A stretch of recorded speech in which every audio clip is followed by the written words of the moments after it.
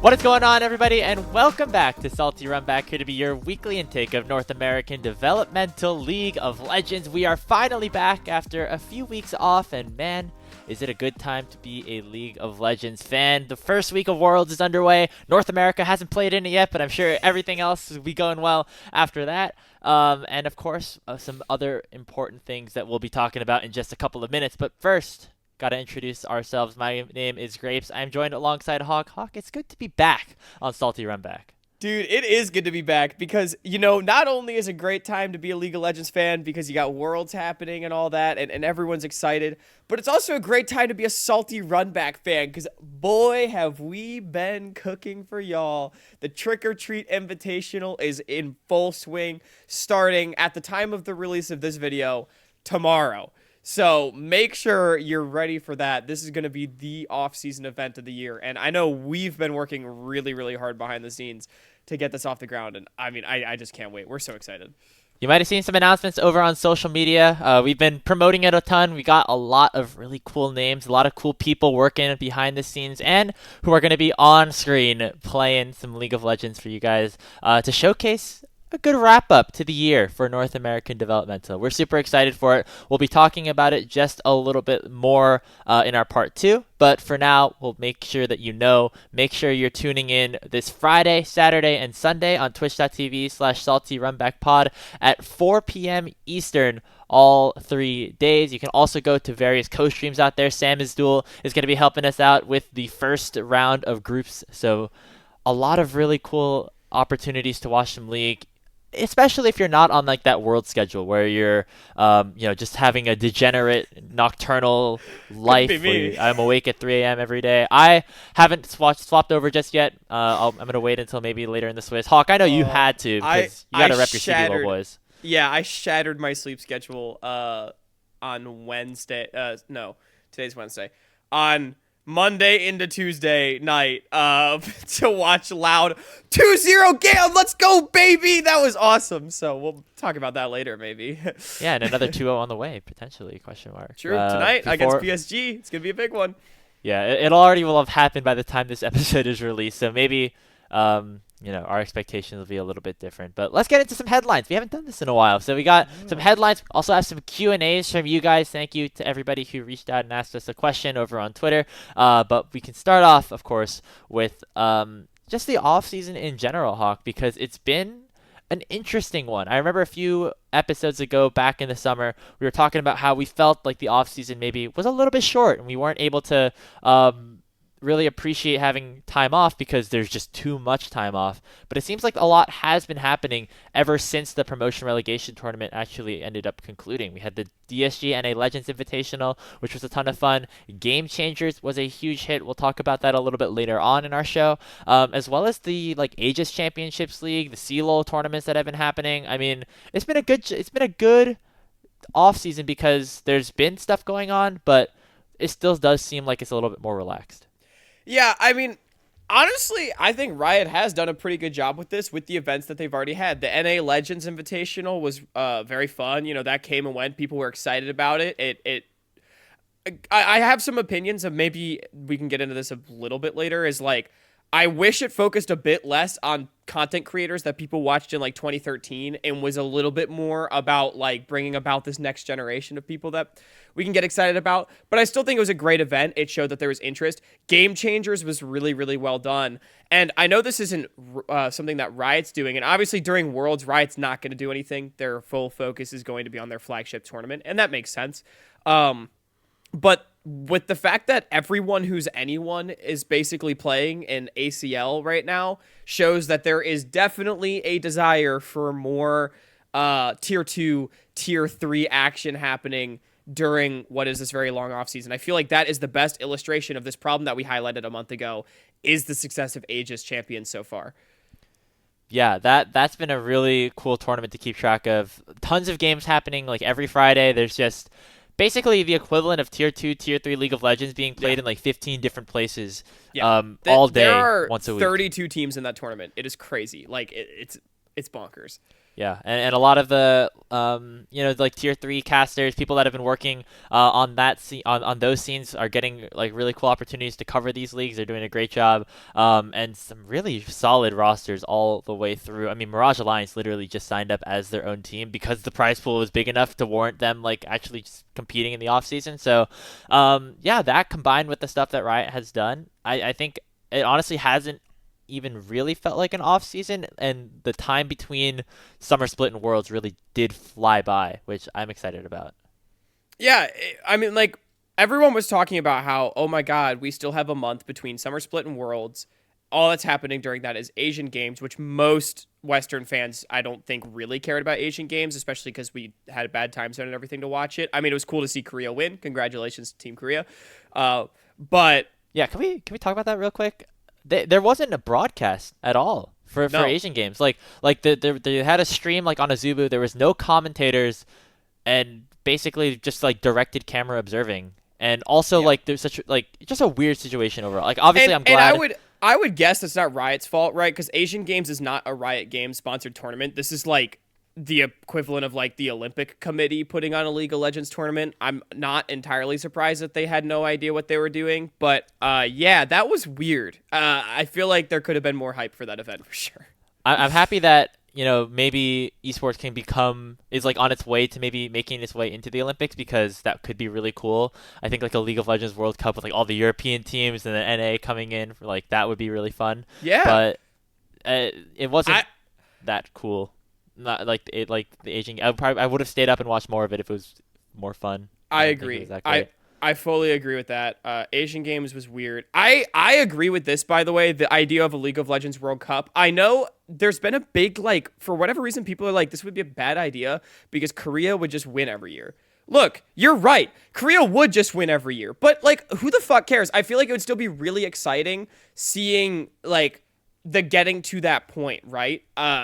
There's a lot of parity, I think, that would actually come between all these different European nations with their players representing their nations. United States, Canada, Brazil, Mexico. Like, there are countries that have some great League of Legends players, and I think this would create really interesting teams. I don't think it matters if the quality of games is lower. I'm going to get on my soapbox for a second. We're really kind of getting off the beaten path of this. It is stuff that happened in the offseason. So. Yeah. People, I feel like, have this weird notion, or I'm pretty sure this is a small vocal minority, but I see this sentiment echoed on Twitter and Reddit, is that, like, games have to have, we should only be watching the highest quality League of Legends. Only the highest quality games and the highest quality teams are worth watching. Like, I see this notion that the World Championship should be like 6 LPL, 6 LCK, and then like top 2 from EU and NA, and then top 1 from everywhere else. No, it should not be that. I'm not here to watch necessarily the 20 best teams ranked 1 through 20 playing each other. I want to see the best teams from around the world playing each other. And if that means that NA and EU get rinsed every year by China and Korea, that's fine with me. But so anyway, to go into this League of Legends World Cup idea, I don't give a shit that the quality of games would definitely be lower, and more than likely Korea would win the whole thing. That's probably what would happen. But I think this would be an extremely exciting tournament. There's a lot of national pride that goes into it, and I think it would really be able to reach a global audience. So that's my soapbox on that. Yeah, especially if there were like people commentating the game. I'd be down. I'd be down. I would have woken up at 3 a.m. to cast some freaking Asian games. I'd be down. I'd be down. Either way, I mean, our last thing, I guess, off season. Yeah. The World's qualifying series, which happened between Golden Guardians and BDS. We don't have to get into what happened in that series specifically, but do you like the idea of it being like part of Worlds, or it felt to me like kind of strange? Yeah. I have some opinions about this as well. Why did Riot so adamantly market Worlds qualifying series as not a part of Worlds? Or rather, it's not that they marketed it as not a part of Worlds. They didn't market it as a part, right? Like, it was completely left off. It was like World starts Tuesday. And I'm like, why? I feel like there was no reason to market the World's qualifying series the way they did. I genuinely believe that would have directly hindered performance for viewership for the series. I think the idea is great. Even though Golden Guardians got absolutely ass blasted by BDS and it was really depressing, I loved the World's qualifying series. I want to see that happen again. but the marketing surrounding it was really bizarre. I I think cannot understand the choice that they made with that. I think the point of it was that they wanted it to, in theory, be like a different event from Worlds, Right. but then they had it in the same venue the day before Worlds with the same Right. broadcast talent and everything like that. If the Worlds qualifying series was maybe like the fourth seed from EU and NA, and then maybe like some other teams coming in and like playing like a 2-day tournament like in Europe before they go over to Worlds, like a week before. I think that is probably what they're aiming for. Maybe it was like a budget thing, but Yeah. it It was was a little weird. bit strange that like it was just Worlds but not Worlds. One of Yeah. those like weird Riot like phrasing things that they like to do It was sometimes. weird, the marketing around it. I do genuinely believe that the performance on the series for like viewership and stuff. I've not looked at any numbers, but it was probably impacted. So that's a bit of a bummer for me. I hope they do it again next year, and I hope they market it better. Because again, that was fun, and I think is something that should happen. Um, with that being said, I guess to sum up everything we talked about a lot, just to like sum up everything we just talked Yeah, a about. lot of happened. Riot has done a good job. They're clearly trying to innovate with their tournaments and their tournament formats, and the hype around the Disguised event and Game Changers both had good viewership. I think Game Changers in particular outperformed what people thought it would be. That was a great event. If you were someone involved in Game Changers, congratulations. That was so fun to watch. I watched most of it throughout that day. That was awesome. Um, I hope Riot takes note of that and they keep coming up with ideas. They keep pushing the envelope because again, the success of Aegis Challengers, Aegis Champions, as well as the Trick or Treat Invitational happening this weekend shows that there's a want here that can be Yeah. filled. There's been a lot of like content creator events happening in like Valorant and other games like that. Just because League is like 13 years old, it doesn't mean that we can't do some of that as Yeah. well. So I'm happy that Look, guys, the game's Riot only started to take that dying to the initiative. people that say it's dying. Like people are excited about this Yeah. game and want to play it. That's all I'll say. So Let's move on to topic number 2 because we've did we've like got a lot bit to of a talk about. We've got a lot to debrief talk about about. we did a bit of a debrief of just the off season in general, but some recent news that has been announced is that Gryffinn, one of our old friends from North America, has signed with T1 Academy. Now it's not the Challengers team or like the Tier 2 team. I think it's like Tier 3 or 4 with T1, but still, Yeah. Oh, I think this is the I first didn't know time that. ever Okay, that's good to that know. a North American talent has gone over to a region like Korea and is going to be like going through their developmental pipeline. Obviously, Gryffinn never got a chance in Tier 2 in NA, whether it was his decision or someone else's, but Hawk, is this a good precedent that can be now set for NA prospects if our region is not going to pick them up? Maybe some other places will accept them now. See, this is such an interesting question because congratulations to Gryffinn, by the way. I'm really mad at you for leaving North America, but like, go chase your dreams, man. Gryffinn is in my opinion, the best prospect that North America has seen in like 5 years. I think this kid is really special, and clearly T1 saw that as well. And it's not like he got onto Jin Air Green Wings Academy, which doesn't even exist anymore. But like this is T1. Like this is a high profile org, the most famous esports org in the entire world. So this is a big deal. As far as a positive precedent for other NA players, I think of this twofold. One, I think of this as an anomaly. I don't think that suddenly Korea is like looking to North America for talent. I think they saw that Gryffinn, again, one of the finest prospects we have had in a very long time, come over, and they took a chance on him. I don't think this is going to be like a consistent pipeline. But two, no, I don't think this is a positive precedent. I think the fact that our scene has driven people out of North America to ERLs to now Korea over the last few years is such a travesty. And again, I've said this before, so I'm not going to get on my soapbox. I hope 2023 was a wake-up call to orgs, and I hope going into 2024 we see more investment in NA developmental. I hope we stop seeing random imports, and that way it feels like there's a realistic path to pro again, because that, quite frankly, has not been the case over the last few years. So I think this is actually not a good precedent at all. I would be very upset if suddenly we had our best players going to Korea, going to Europe, trying to make it there. That's a failure for our region. I think there's a lot of different ways that I want to approach this. I, first of all, would be very interested to talk to Gryffinn just to like kind of hear his thought process throughout the whole thing. That would be interesting. Maybe we can have him on a podcast. I know it's like a big time difference. Maybe if we hop on the podcast for some time in the off season just to chat. But it is kind of it is very cool for Gryffinn, and It's I awesome for definitely want Gryffinn. to Yeah, say power that. to him, man. And the positives that come from this is that people in Korea and maybe people around the world will now finally understand that like people in this region, people from North America, do have talent and can be rewarded for it and can be really good if given the opportunity. I think this is, as you said, kind of more of like a wake up call. Like, hey, we need to like, you know, do the right things with what our players are giving us in tier 2 and tier 3. Otherwise, they're just gonna leave. We saw that happen in a way with like Tenacity. He didn't think that being pro was gonna be a viable option for him, and you know he had some conversations. So he's like on social media where he said like, "Hey, right? I'll go to Korea, or you should go to like a different region." Copy as well. Definitely one of them.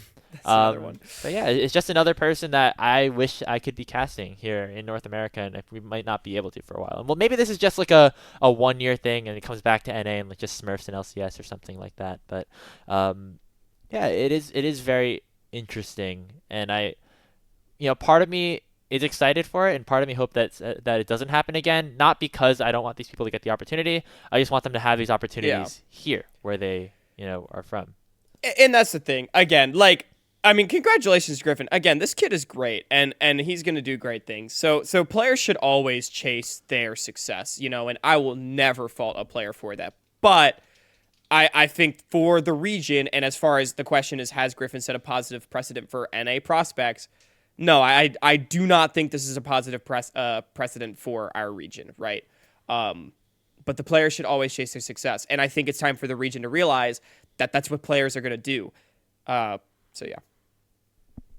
Yeah, I'm excited to track this. Maybe we'll end up watching some we should T1 Academy games or something like that. We can talk to him. Yeah, that could be cool. That'd be cool. Let's switch our attention over to collegiate, where there have also been things happening in the CLOL space. We just had the Hue Invitational take place a couple of weeks ago. Hawk, you and I are casting the 66 LAN over in Illinois State next weekend, not this upcoming weekend, but the weekend after that, which should be a lot of fun. And we've already gotten to take a look at some new CLOL teams that have kind of been playing together for the start of this academic season. Just off of what we have seen so far, Hawk, who's your way too early CLOL favorite? Who's gonna take it all 2024 summer, or like in the championship next year? So it's such a hard question because we had quite a few collegiate teams upgrade in this offseason, in my opinion. Like I think we had all of our top teams are still going to be really good, and then we've got a couple of other universities that are really starting to join that conversation of legit. Just to like give people an update on what happened at HughFest, Winthrop won the entire thing. SLU came in second place with Maryville and Ole Miss in third, fourth. So that is what the top of the standings look like. St. Thomas, Converse, ISU, and Harrisburg were the other 4 teams that participated. So that's sort of what our top 8's looking like. Also, at 66, it's a 16-team tournament. I believe all 8 of the teams that played at HughFest are going to be playing at 66. We don't actually know the exact teams yet. But I believe... I think they've been announced. Have they? Okay. We have not gotten anything. We haven't gotten the official roster sheet, but the qualifiers have happened, and I think the teams that know they're going know that they're going. Yes, that you're right. So I believe that all 8 of these teams are playing plus 8 more, such as like Northwood, those kind of schools, St. Clair. So with that being said, my way too early CLOL favorite. Oh, this is actually such a hard question. I am actually going to take a shot. I'm going to say SLU. SLU has gone ahead. They still have, I believe, Winnie and their bottom lane from last year, but they changed their solo lanes, if I'm not mistaken. The big one for me is that they have Dark Wings in mid now, and I think that is a big collegiate pickup. I think Dark Wings has always been really underrated. As far as like NACL is concerned, I think he's always been one of the shining lights on a lower tier team when he's been playing in Academy and NACL. and paired up alongside Winston, this is a mid jungle 2v2 that is tried and true, and I think they can go up against the best of the best. And so I think SLU really upgraded where it counts, and they have the talent to make a deep run this year. Yeah, I mean, this is 5 players who were in NACL in the spring They have split. Doxa playing top lane, right? Yeah, so Dox is playing top, Aaron is their crazy AC, roster, yeah. and then it's 3/5 of AoE with Winnie, Darkwings, and Skytech. I also really like this team, and I think if Doxa can figure out how to play top lane, SLU has done a lot of things where they've had Strumpus and Doxa and now Darkwings, and they've like rotated their mid laners all over the place a little bit. If they can figure out a solution or a situation with that group of players that works for them, I think they're going to be very scary going into CLOL, and I would be very excited to watch them in the future try to build off of that top 4 run that they had in 2023. I want to give a shout out, of course, to Winthrop, who did win HughFest and are probably one of the favorites going into 66 and beyond. They've kind of stuck with their whole roster for what we had through the summer split, and I think that's really helped them in their off-season, preseason tournaments, and they've kind of done what they have been doing with like Mobility and Denethor being really, really solid in the top and bot lane respectively. And so I would definitely not be worried. I would definitely worry about them as well. Yeah. I think so. As far as probably why both of us aren't saying Winthrop is necessarily the favorite, by the way, is they, to my knowledge, out of all the collegiate teams, have been practicing together the longest. They had that roster nailed down by like the end of summer. They were playing together in NACL qualifiers this past split. So Winthrop's been practicing together a while. I think that gave them an edge at HughFest, but I still think they're like an easy top 4 contender. For all the reasons that you just said. I feel like SLU is going to scale into their roster. I also think this new look Maryville, very, very dangerous. They have Spyrax back. That's going to be a very scary team to go up against as well. And Ole Miss is one that I'm interested in. I want to talk about them very briefly before we move on, because this is an Ole Miss that now has Shogo and Rhino in the bottom lane, which is a disgusting bot lane 2v2. But they also have a couple of like lesser proven talents, the main ones being Icelandic Hero and Nem9. Really interesting team. I'm super curious to see how this one comes together with, like reigning 2-time CLOL champion, experienced top lane and support, and then very relatively unproven mid jungle 2v2. This Ole Miss team is 4/5 of the team that they went like top 8, I believe, in CLOL last year. Top. Or was it top 16? I think they were only top top 16. Northwood. They lost to Northwood, yeah. So they had, by the way, in my opinion, out of all of they had one of the hardest top 16 matchups of anybody. So if they got a different bracket draw, they might have gone top 8. Yeah, definitely. It's 4/5 of them, and then you replace Legacy with Shogo basically on this roster. Legacy's still there helping out, like as a sub and things like that, which is great. But I'm excited to watch them as well. I think they had some really impressive showings at Hugh. I think a lot of people are hyped up about them. Maryville with Spyrax, I think, kind of slotted into top lane. They have a lot of moving pieces right now, and I think in the past we've seen Maryville not really work well with their like rotating 10-man roster, and it's better for them to just lock in on a starting 5. Hopefully that happens before the CLOL season starts, and then we can take a look at like what that team actually ends up looking like. Yeah, it's still early for Maryville. I do think initially this team is actually might be a little bit weaker than some of the others. So we'll see how that one comes together. But I do feel like this is our early top 4 is Ole Miss, Winthrop, Maryville, SLU. That to me feels like they're cut above. I am interested to see who UST picks up, because they've lost Dardock and Shogo, but they still have Porsche, Robbie Bob, and Daption, I believe, playing with them for the next year.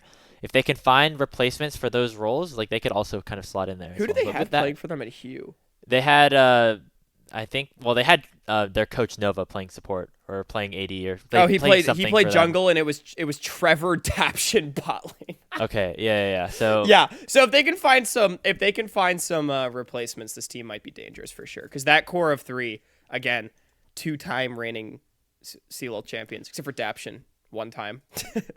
Yeah, should be. What a shitter, am I right? Yeah, only 1 time. Yeah, only champion. 1 How's wrong time with CLOL you? champion. And there's also places for you to watch them because NACC has been happening as well throughout this offseason. So you can just consistently watch top CLO teams go Yeah, at it. NACC And then, of course, is stacked this fall. So yeah, and of course, you could tune into 66 happening next week. We'll probably do another thing promoting that at some point. Our fourth topic is about Worlds. Let's talk about Worlds just a little bit because, Hawk, one of your teams from the CBLOL in Loud, shocked a lot of people by going 2-0 over GAM Esports yesterday. See you rocking the hat. This is like the other side of hockey. You get the NA Salty Runback side, and then you got the CBLOL side for this year.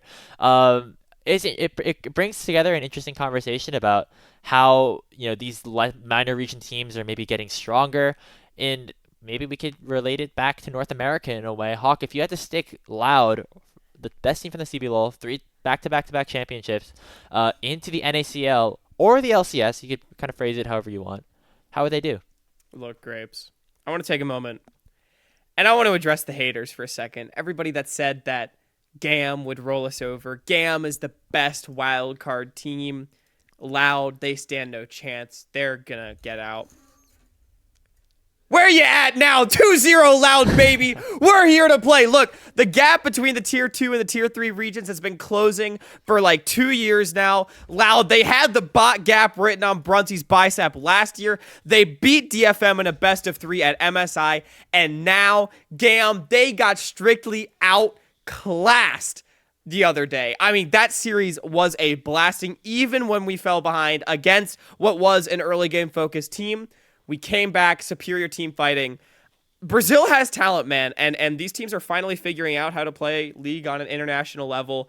I think a lot of people were sleeping on Loud coming into this tournament. Honestly, they played better than even I expected, but a lot of people didn't think they had a chance to win. And now we're knocking on the door of PSG, and I think that series is going to be competitive tonight. So that's my soapbox real quick. If you're a Loud hater, you better wake the fuck up because we're coming for you. But to answer the question at hand, would Loud win the NACL? I think they definitely would win the NACL. Look, this is maybe a take that like people have had about top NACL teams as well, but Loud would make playoffs in the LCS. And not only that, they would make spring split playoffs when there's only 6 teams. This is a really strong team. Brazil is also a really deep region. We're very, very competitive with one another, unlike a lot of the other Tier 3 regions that are often considered one-team regions. For example, LJL with DFM winning literally every year. Loud may have three-peated for the first time in CBLOL history just this past split, but that is not without a lot of blood, sweat, and tears from them. There are some really good teams in the CBLOL. So this team is competitive, and so yeah, I think they would definitely win NACL. For as much as I love my boys on Disguised, this Loud team is good. Brazil's kind of had they were like a kind of a reverse negative parabola where they. Back in like 2012, 2013, there was the Kaboom moment, and then they were kind of peaked bad. in 2014 with Kaboom, right? Yeah, and then they were kind of bad for a while, and now they're like almost on the rise again, and like competing with Vietnam. I think that series against PSG is going to be really, really competitive. Yeah. I saw a post somewhere about how the regions that like have built a lot of hype and a lot of support like within their fan base and have had large fan bases are starting to do better over the last couple of years, and I think that's a really cool thing to look at, especially compared to North America and what we're trying to do here. Yeah, and starting and ending with Tinones, man. I mean, that guy has been around for a while. He's kind of the GOAT. Yeah, Tinones is him and Robo at this point, alongside BRTT, are the GOATs of Brazil. Robo has tied BRTT for the record number of CBLOL titles, which is just crazy to think. Tinones is only one behind. I mean, this team and Brazil as a whole, we have such passionate fans down there, and no one gives a shit that Brazil is not the best region in the world and that our games aren't the best. We always call it the CBLOL diff. CBLOL is just fun to watch. The teams have fun. You can see it on the players' faces while they're playing. They like to pop off. They like to taunt their opposition. They have a good time. And, I mean, it really is starting to show out in the performances. I'm expecting a competitive series against PSG. I would not say Loud is favored, but I think you'd be damn wrong if you think we're going down without a fight. So, Dude, I'm excited. I mean, We'll know by the time the episode comes out. Also, I'm pretty sure that Loud performed better than EU against Vietnam as well. I just want to put that out there. 2-seed Team Wales taking down Team BDS last night. What happened? If you do the whole like circle of suck thing, Loud is better than BDS and Golden Guardians because of how the Vietnam and everything like that. So that's a win. Yeah. I mean, yeah, Worlds has been fun so far. I haven't gotten the chance to watch too much because I have to go to school and like staying up until like 5 a.m. is a little unfortunate. Like literally all the times are like when I would be sleeping, like 3 a.m. to 9 a.m. Like those are basically the times like I have to be asleep unless I like really mess things up. So it's understandable. Yeah, we'll see. I just suffered through work yesterday. It was brutal. Let's move on to our last thing to do before we start talking about our tournament happening in our part number 2. Sorry, I don't know what persona just took over me right there. Who was that? I'm back. We had CB Lil Hawk here for a while. Glad you're back with us for this last question. We got some rapid fire questions from our Twitter page. Make sure to follow us at Salty Runback Pod, just to get some fans in on the action, Hawk. So what are we gonna start off with here? All right, so we got 5 questions for you on the Q&A. We'll try to keep it quick because we're already hitting a half hour. But coming in with the first question on the Q&A, I can't find the Google Doc. Okay, here we go. Where would Peach Cats rate in the NACL? This one comes from Sean Atonin on Twitter. Shout out to Sean, friend of the show. Just a friend in general. Peach Cats, if you don't know, is an ACL team that comprises of Moose Hater, Keel, Onat, Wixie, and I forget who their support is. Isles, right. So where would the Peach Cats rate if they played in the Challengers League? Okay, there's like the doomer mentality, and then there's like the optimistic one. The first one, like they're all friends. They got, Wixie joining Keel. We hung out with both of them at Worlds for a little bit. LCS Finals for a little bit, and then it's like a wild card core coming back together.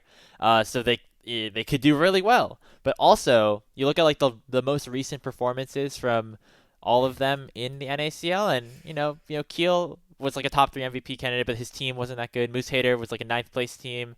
Wixie also like bottom half. Onat bottom half. I mean, like that's maybe where you're going at. But no, I'm going with the Peach Cats, man. This team looks super scary. Gives the vibes of like the AoE Ginger Turmeric days. When it was Moose Hater and Wixie back who have reunited. This team has been fun to watch, and I would say that they would be middle of the pack. Yeah, I think this team, just to answer the question very straight on, would be if they played in this last split of Challengers League that we just saw, with the 10 teams and only three LCS affiliated teams. I think that they would be in a very similar tier as the Maryville team that we saw. I think they would not face demotion, but I think they would be bottom half, but like competitive. You know what I mean? Just looking at, I think this team comprises of the best parts of some other lower mid-table teams that we've seen throughout 2023. I think Onat was one of the shining lights of Team Fish Taco. Moose Hater and Keel were fantastic when they played on Wildcard. Moose Hater may be a little inconsistent. His playstyle did kind of get exposed, I think, a bit at the back half of the split in spring. Keel was fantastic all year long. Isles we've not seen much from this year, but he's been good. And Wixie, I think, was a shining light on a struggling Immortals Challengers in spring. So that's probably where I'd place them, is somewhere in that 6th, 7th range. Yeah, biggest thing I get to see Wixie play League of Legends again. So that's the biggest W of all time. We missed him in summer, man. We did. Wixie is someone that I'm a little disappointed didn't end up on a team. So it is good to see him playing again on this Peach Cats team in NACL.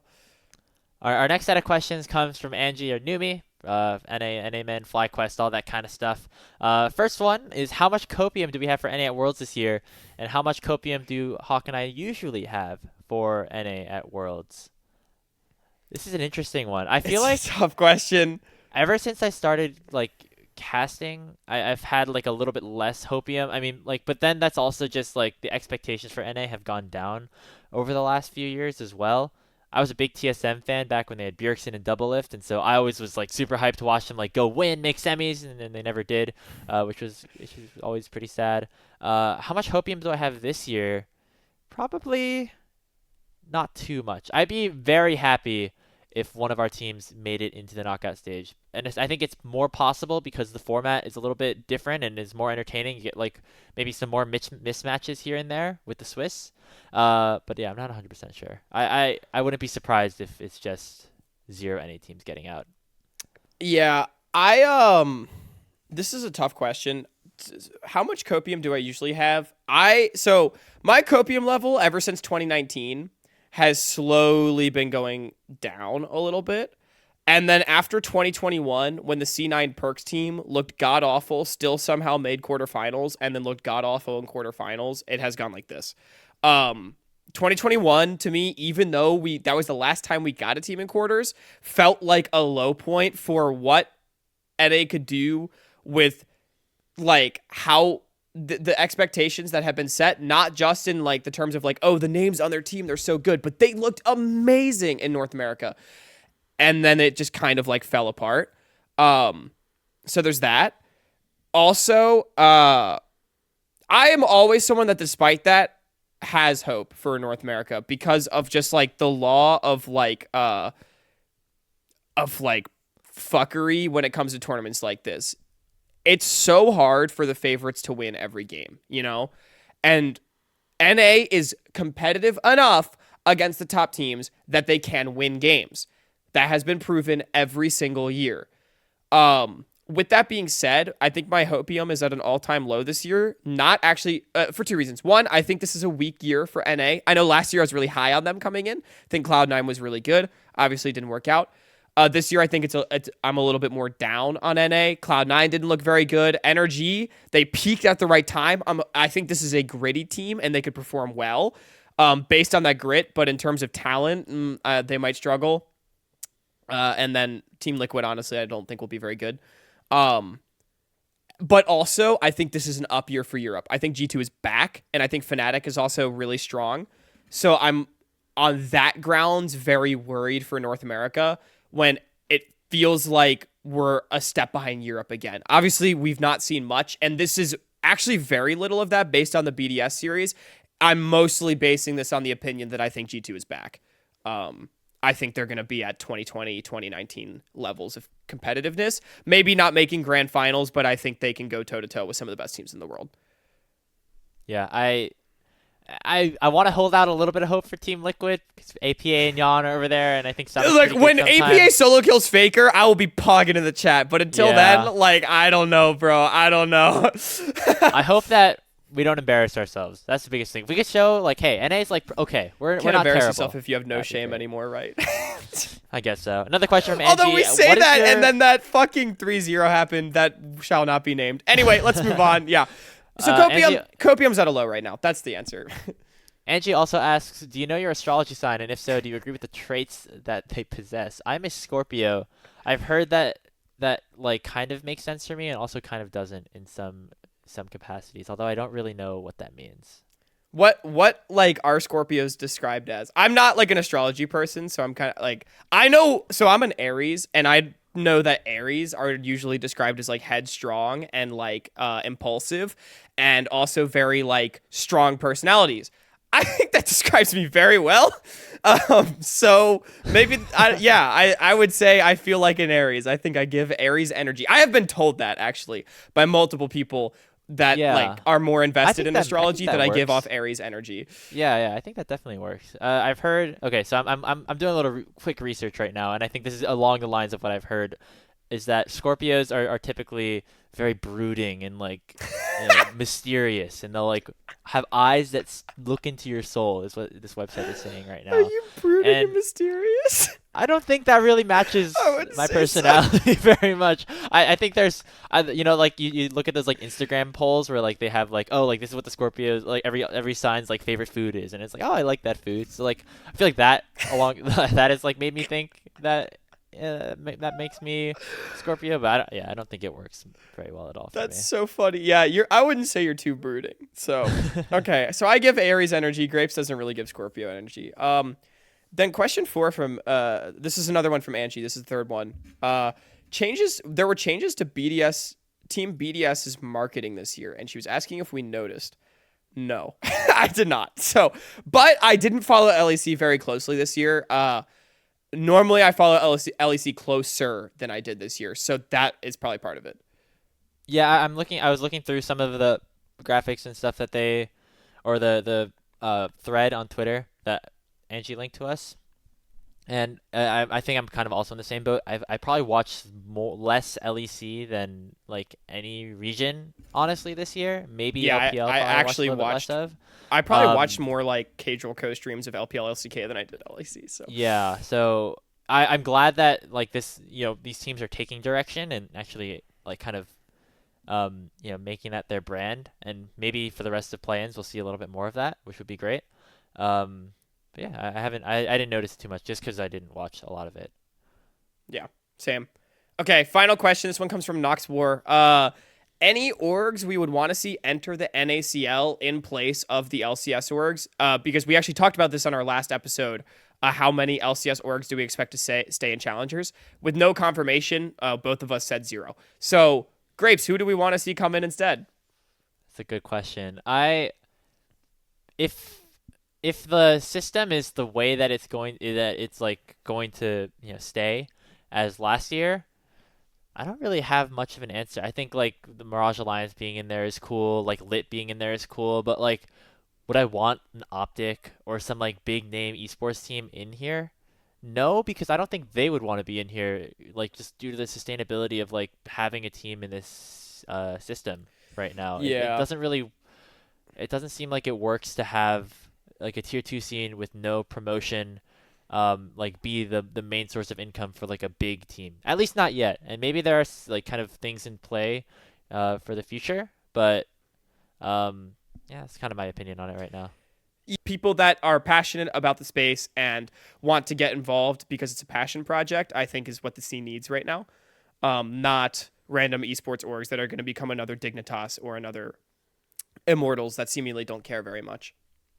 Yeah, I think I agree. I like the idea of teams that are like super passionate, orgs that are really passionate, whether that be content creators. We saw how well that worked with Disguised, or just like organizations like Lit, or Yeah. I mean even Supernova when they promoted in. Although I don't know anymore. So yeah, I think more of like the kind of grassroots communities that like really have people that care about being in the NACL, and like that's like a big goal, and also aren't too big budget because I don't think it would work well for them. Yeah. Thank you for the questions, y'all. Like we had a short little Q&A. We didn't get too many responses, so we were just able to fly through it. It's a bit of a longer part 1, but part 2 will probably be a bit of a shorter one. As Yeah, Grapes, we're gonna. Well, we got to talk about yeah. the biggest tournament of the off season in the Trick or Treat Invitational happening this weekend. We'll see you there. Woo! It is time for the Salty Runback Trick or Treat Invitational coming to your screens tomorrow, this weekend. Getting us ready for Halloween, for that spooky season. Our first match is taking place on Friday the 13th, and also a great way to showcase players in the community and make sure that we have some stuff going on in the off season. Hawk, I'm super excited for this event. We've been working hard on it for the past few weeks. We mentioned in an episode a couple of months ago that hey, we should do some invitational in the off season. Well, it's finally here. I know. It's crazy how one like offhanded comment in an episode a couple months ago can lead to some people DMing us and being like, "Hey, that was kind of a good idea." I think you would have some people interested into what is now culminating in the Trick or Treat Invitational presented by Salty Runback. I mean, this is I'm so excited about this event. I know we both are. This is going to be what we hope is the premier off-season event of the season. We want to have great content surrounding this, and we've got some great ideas on the horizon. I mean, do we just want to dive right into this? Like, Yeah, it's going to work a little bit differently than just your normal tournament. Let's take a look at the format to see how everything works. It is a 4-team best of 1 round robin to start things off. Every team will play each other once across 2 different streams on Friday. So our group stage will be happening tomorrow as you see this episode. And there will be just a single round robin between the 4 teams. Half the games will be on Salty Runback, and half the games will be on twitch.tv/SamIsDuel, who's helping co-stream us and make sure that we're out of there in time for ACL to start at 8 o'clock p.m. After that, we got our single elimination bracket with semifinals and finals both being best of 3, with the winners playing a best of 3 show match against a team of streamers and content creators. And Hawk, I think this is a really cool way we get to showcase a lot of these players' personalities a little bit more, and also get them to play against the streamers at the end of the day. Oh, yeah, because, we've got this tournament all laid out before you, right? But it's not all just about the games that are being played. We'll talk about that maybe a little bit more later, but we're going to have a hell of a lot of fun over the course of this tournament. And like you said, round robin Friday, bracket semifinals on Saturday, bracket grand finals on Sunday, and then a show match Sunday evening. It's going to be a weekend chock full of great, great, great games. And, yeah, I guess should we hop right into unveiling our teams? I don't think there's anything else we need to tell the people about the tournament. Yeah, I mean it's not going to be just the games happening. We'll have some fun stuff between just making sure that you're up to date and keeping up your Halloween spirit. And it's a little bit before Halloween, but it's Friday the 13th. We thought that this would be like a nice middle ground so we don't get too late into Worlds, but also can actually have some spooky vibes, which I think is a really really fun thing to do. We can get into our teams, though, if you want to do that. Yeah, let's just forge right on ahead. First off, we have the Sponge Hats, Philip in the top lane, Shochi jungle, Toasty Alex in the mid lane, Minui and Dapshin in the bottom lane. I mean, this is a crazy roster. All 4 of our rosters are super exciting grapes. And the way it sort of broke down, as you'll see later, is we've sort of got one team is NACL, one team is NACL qualifiers, one team is game changers, and then one team is CLOL. So we've kind of got the 4 facets of developmental represented here. And I feel like this team is definitely our NACL qualifier team in many ways. Yeah, you might recognize 3 of the 5 from Cincinnati Fear, who played together in the summer. Philip, Shochi, and Minui, although Shochi is playing jungle, which, maybe gives him a little bit of a disadvantage. No idea what to expect from that, yeah. He said he's just for funning it. It'll be fun. The main rule that we had when setting up these teams is that you can only have a maximum of 3 out of 5 coming from a currently existing NACL qualifier team. So that way, spice it up a little bit. We got Dapshin and Toasty Alex coming in here. Toasty is playing top lane for Fear right now, actually, during ACL. And so it works out in a way where it's 3 of the 5 Fear ACL players and then 3 of the 5 NACL players, actually. So they're really getting to the maximum capacity of breaking that rule, but there's a lot of really talented players on here, and the biggest thing, some players that are down to do some content, which I'm excited to get to do with them. Oh yeah, this is going to be a good team. This was the first team, as you're also going to see, that got us their branding. So shout out to them for being really on top of it. They're clearly excited about the tournament. I feel like once we unveil all the teams, maybe we could talk a little bit about our expectations and everything. But do we want to go through the rosters first, perhaps? We're kind of flying by the seat of our pants here. Yeah, but we could go to the next team. Let's unveil who else we're. Yeah. Let's unveil who these teams are going to be playing against. So first team, the Sponge Hats. The second team, everybody else to be named, but it's our collegiate representatives, if you will. Quacker, Icelandic Hero, Akashi, Shogo, and Pocket Rhino. This is 3/5 of that Ole Miss team that we were talking about earlier in the episode with the solo laners coming from the NACL. And Akashi, who is someone we've not seen too much in the NA developmental scene, Graves.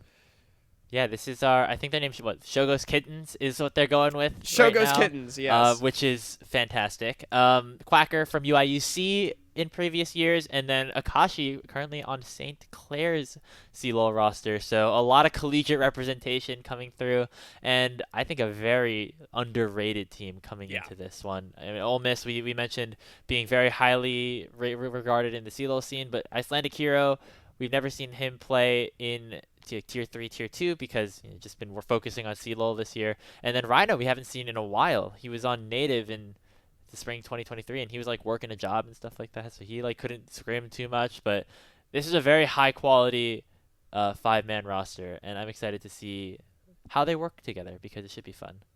Yeah, I'm excited for this one too. I mean, already, like Quacker against Philip in the top lane. Just imagine that is something that we are going to see at a certain point in this tournament. Every team in the group stage plays each other once, right? So we will see every single matchup once, either across our stream or Sam's stream.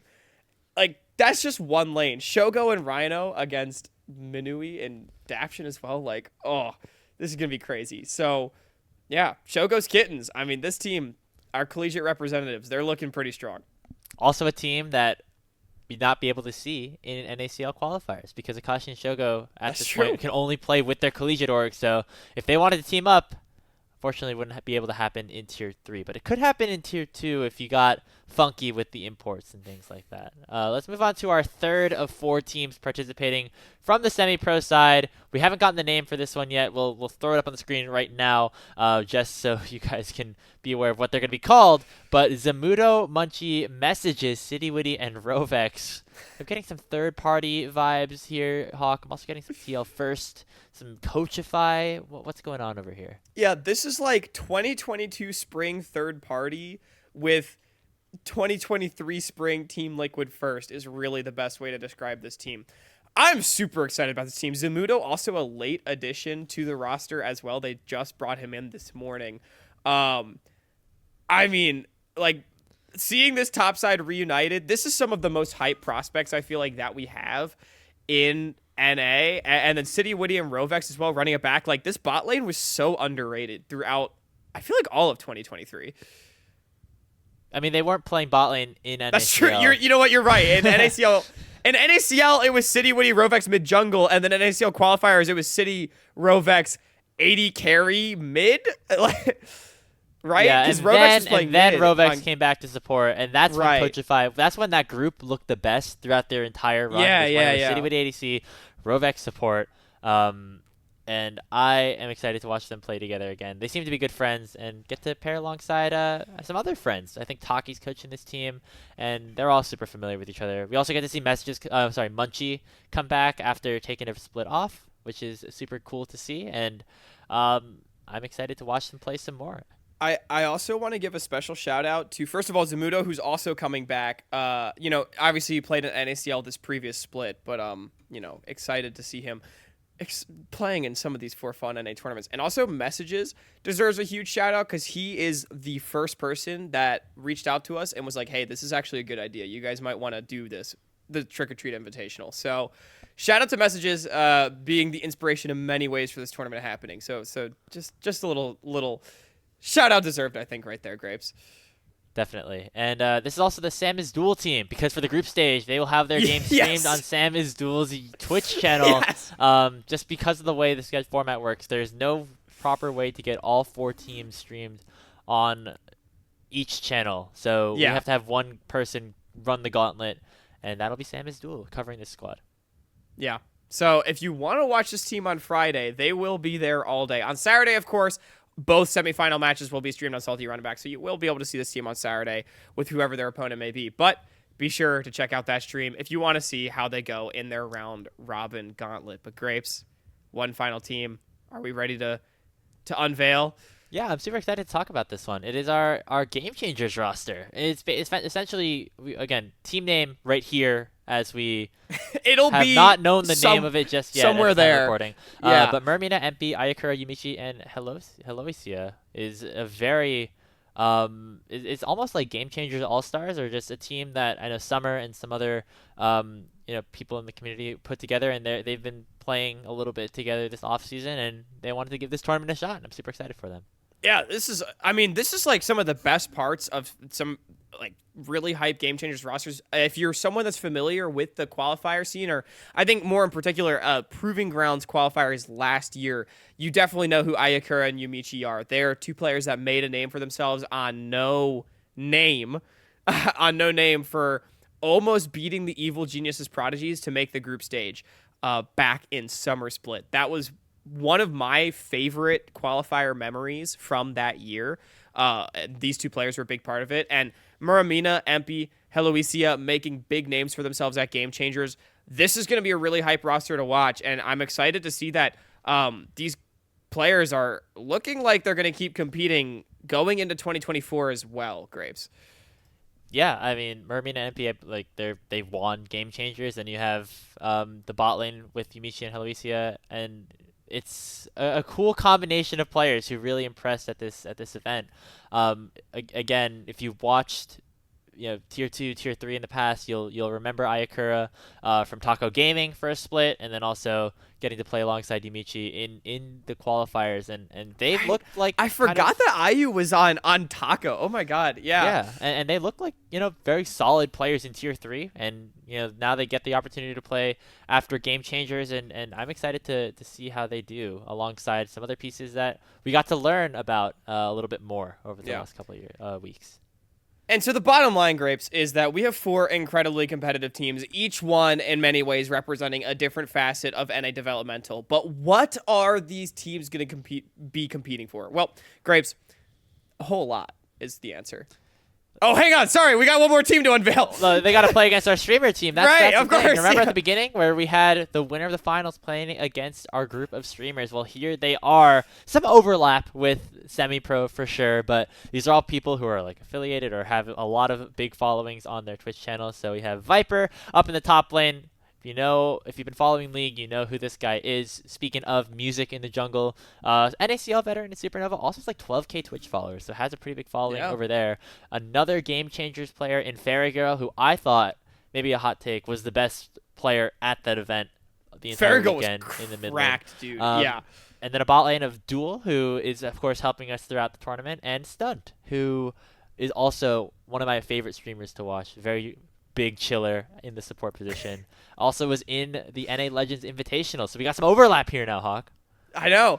Yeah, we got some NA Legends Invitational overlap. I mean, Music and Viper are both tier 3 legends. Music promoting in with Supernova and then being a amazing jungler in the NACL this past summer, even though end up getting demoted. I don't think there's any questions about Music's ability as an individual talent. Viper as well. I mean, nobody will ever be able to take away that no org run from this man. Like that is just a fact. And I'm with you, Fairy Girl, reigning Game Changers champion, and all these also prolific content creators, which is, I mean, why we want to feature them on the stream. So this team not going to be a part of Friday and Saturday's games. They will play the winner of the tournament amongst the previous 4 teams that were announced. If I can actually go back to that format screen, they're going to be playing in this match right here. The winner of the bracket will take on our streamer dream team, Grapes. I'm super excited. I actually am interested. What are your thoughts? Is this team better or worse than like than the field? I don't know. Honestly, my take is close. That I think it's close. Like, my take is that this team's probably worse than the field, but not by a lot, though. Like, I know when sometimes we see streamer teams against, like, pro teams, it doesn't go well. I think of, like, the Disguised Toast playing against, like, Scara and I mean, them. these guys are all still Challenger, Grandmaster. This is a fully Challenger Grandmaster squad. And I mean, when I look at especially like this top side of the map, Viper, Music, and Fairy Girl's fucking cracked, dude. Like, this top side is really scary. And Duel and Stunt, like, they still got it too. They're still high elo. They just don't have like the same, like, they haven't played competitive as much recently.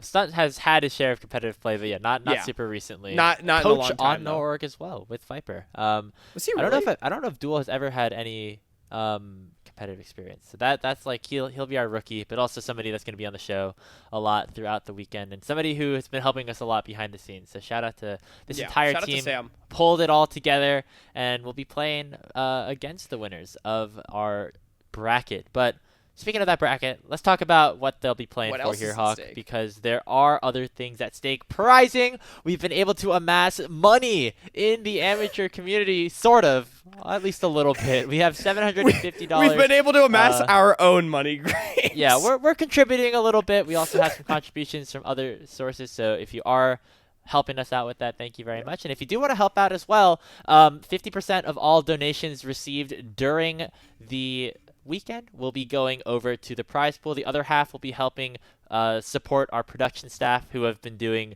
so much additional work behind the scenes, and we wanted to make sure to give them a little bit of the pie as well. But 500 of those dollars are going to be a winner take all for our semi-pro champions. So whoever comes through that bracket and wins the best of 3 finals, that team is winning $500. The additional prizing, Hawk, is given through something called the Golden Pumpkins. You want to break this down? It's a really cool way that we hope can get players involved on the content end of things this weekend. So this is an idea we're really excited about, because obviously with the $500 cash prize winner take all for the semi-pro bracket, we want to be able, we want the teams to try, right? This is both a fun, content-driven tournament, but we want the players to be able to show themselves off on the Rift. However, we want the players to show themselves off via their personalities, grow their brands by participating in this tournament as well. And the way we're going to do that is with the Golden Pumpkins. Every single game that is played in this tournament will have a Golden Pumpkin winner, with that one being whoever showcases the most Halloween spirit, or perhaps makes some crazy hype plays, or is just in general really fun and entertaining to watch throughout that game. Now, the winner of the Golden Pumpkins, it's basically our version of our MVP, but instead of just who played the best, it's who was the most fun in that game. One player on each team will be nominated by our Golden Pumpkins connoisseur that we have going throughout the weekend. I believe that's going to be Delfino. Shout out to her. And then Twitch chat, it'll be up to you to decide who wins the Golden Pumpkin each and every game. And each of those Golden Pumpkins will come with cash prizes. So if you're a player playing in the tournament and you're watching this episode, you want Golden Pumpkins, because there will be cash prizing associated with this. Halloween skins, dress up in costume, get on camera, do interviews with us, have fun, flash your emotes, just show off and have a good time, and you will be rewarded. Yeah, the Golden Pumpkins are going to be given out to like whoever's playing the flashiest on the Rift, but also off the Rift as well. We're encouraging all the teams to dress up in their Halloween costumes. Yes. Co-streaming and streaming your own POVs is going to be heavily encouraged as well. So if you got some cool costumes or some cool drip that you can show off, as well as making some nasty plays during the games, that'll help you boost your stock in terms of the Golden Pumpkin game. The winner, whoever has the most Golden Pumpkins at the end of the tournament, will take home like half a bit of a bonus, the prizes, and then the rest of it's going to be distributed evenly across the other people that have earned pumpkins. I'm excited about this, Hawk. We have some plans for costumes as well. Both us as well as some other talent in the Tier 2 and Tier 3 space in terms of broadcast talent will be working with us on the show this weekend, and we've got some nice Halloween gimmicks ready, so make sure to stick around for that as well. Yeah, I just want to say, as far as prizing is concerned and as far as everything's concerned, look, we're going to be dressing up. All of our casters are going to be dressing up. This is going to be a fun weekend. Again, content-driven, player-focused. It's here so that everyone can have fun.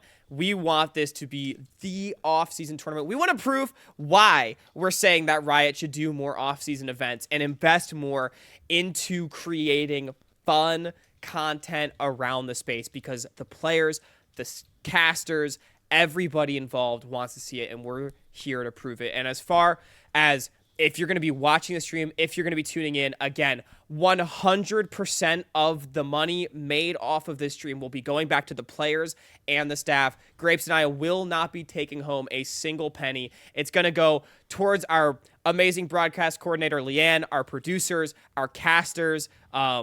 It's going to go towards the players that are winning these Golden Pumpkins. So please, if you have the means, I would highly recommend donating to the stream. Those will be turned on. Subscribe with your Twitch Prime. Subscribe to Salty Runback Pod on Twitch. It would really mean a lot.